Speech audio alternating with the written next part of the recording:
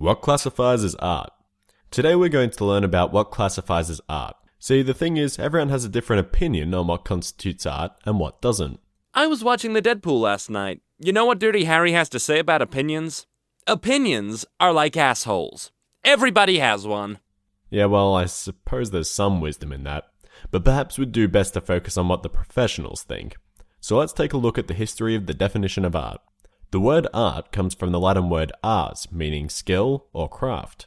My arse is a... Your arse is the farthest thing from a work of art. Hello, darkness, my old friend. In this case, they thought of art as the product of a body of knowledge, most often using a set of skills. During the Renaissance, artists such as Michelangelo and Leonardo were simply considered craftsmen, albeit incredibly skilled craftsmen. So Michelangelo's Old Testament frescoes in the Sistine Chapel were what? Interior decorating ideas? Exactly. Of course, many Renaissance artists aspired to be seen as more than craftsmen, and whilst they may not have received that recognition in their lifetime, nowadays they list among the most famous artists who have ever lived. But perhaps they were a little bit too successful. In the post-Renaissance era, the snobbish upper class, represented by art academies, began to emphasize the importance of aesthetics in art, to make any creation have some aspect of beauty. In fact, not only must the creation have beauty, but it must exist purely to be beautiful. This created a divide between fine art and applied art. The former consisted of art for art's sake, such as painting or sculpture, whereas the latter consisted of pragmatic crafts, such as metalworking or architecture. This separation of ideas derived from utilitarianism, a philosophical ideal in which the most useful option is deemed the moral choice.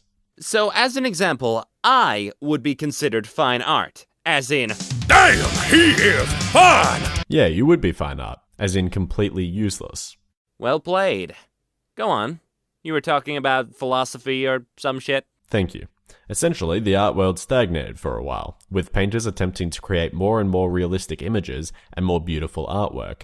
But then came an art movement which shook the foundation of the field, Cubism. Bowel movements shake the foundation of my field, if you know what I mean. Movements redefined the style or intent of art. Cubism was led by artists such as Pablo Picasso and Georges Braque, and aimed to stray from the realism imposed by post-Renaissance painters.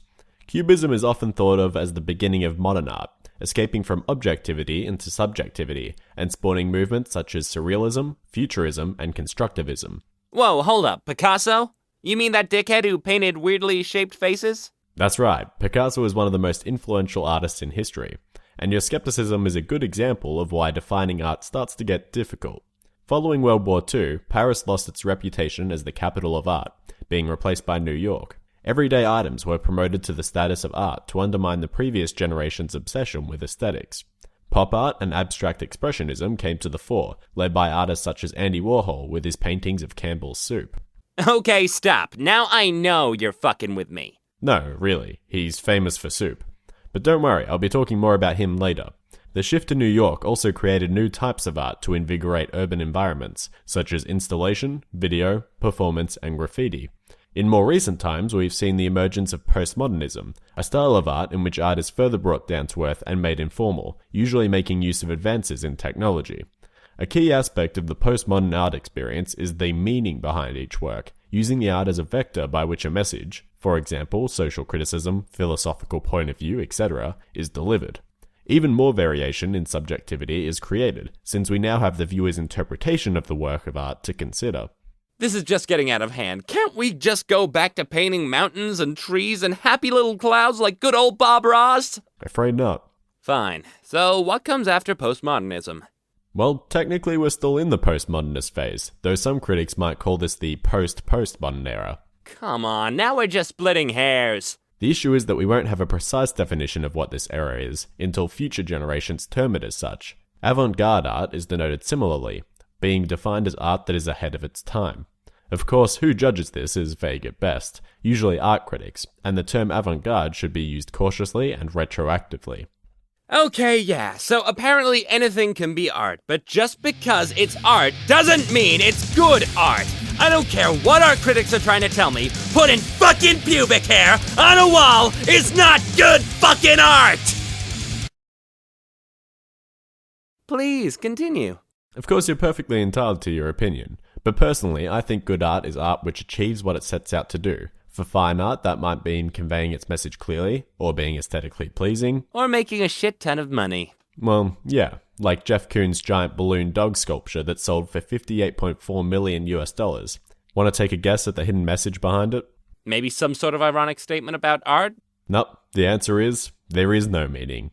In fact, Koons himself said that he doesn't really see any point placing importance on aesthetics or meaning, saying that irony causes too much critical contemplation.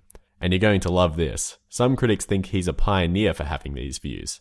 So he makes meaningless, absurd work and he gets given a bloody gold star. I think I want to be an artist.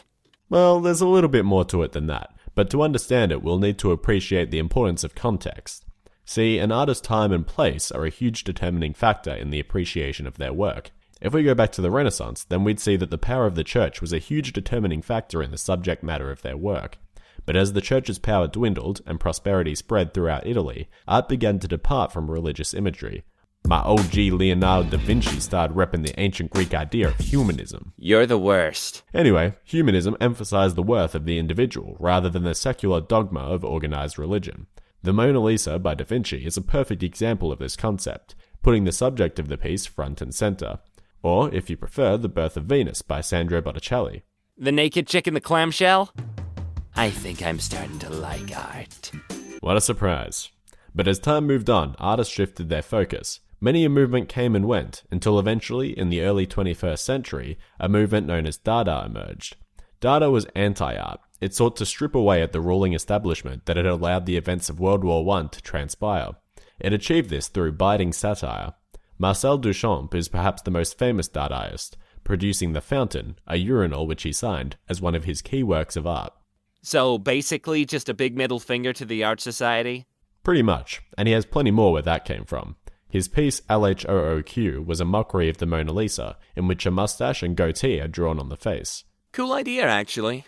Well, LHOOQ was the phonetic version of the French phrase "elle a chaud au cul," or, in English, she's got a hot ass. I love art. A lot of people would agree with you, which is why Dada is so highly regarded as art today, and even spawned a later movement known as Neo-Dada. Something doesn't match up, though. They wanted to mock art by making art... Exactly, a perfect example of how context affects art. When we compare the Mona Lisa and LHOOQ, we see a perfect analogy for art and anti-art, and how each of these was accepted in its own time due to the religious, political, and socio-economic factors. Okay, whatever. Just tell me what the definition of art is, and I am done with this stupid-ass topic. Well, there's no one definition, as you've seen. If I had to put it in one sentence, art is the relationship between the subject, the object, and the context. When a person views a work of art in its surroundings and filters the work through their own set of biases and opinions, then art is created. Andy Warhol's Brillo boxes brought about a similar idea from art critic Arthur C. Danto, of which he wrote, "Warhol's boxes were clearly about something, had a content and a meaning, made a statement, even were metaphors of a sort. In a curious way, they made some kind of statement about art and incorporated into their identity the question of what that identity is." Right. Okay. That's interesting. You have no idea what I'm talking about, do you? Nope. What I'm saying is that perhaps we can view art as a tool for measuring the differences between men, to explore the subjectivity of the human condition. Guillaume Apollinaire, an art critic and avid supporter of Cubism, perhaps put it best. "I love men, not for what unites them, but for what divides them, and I want to know most of all what gnaws at their hearts." Okay then, smartass. Well then, where is art headed? How is it going to get more convoluted than it already is? Video game culture now seeks to elevate itself as an art, developing strong characters and utilizing the power that only an interactive medium can have in delivering meaning. But as for conventional art, there seems to be a pattern here. Artists attempt to break new ground, to revolutionize what can be considered art, and to form new ways to express creativity. Or, alternatively, they refine past techniques, pushing the boundaries of what is possible by perfecting old art movements. Or people will just keep making giant balloon dog sculptures for no reason at all.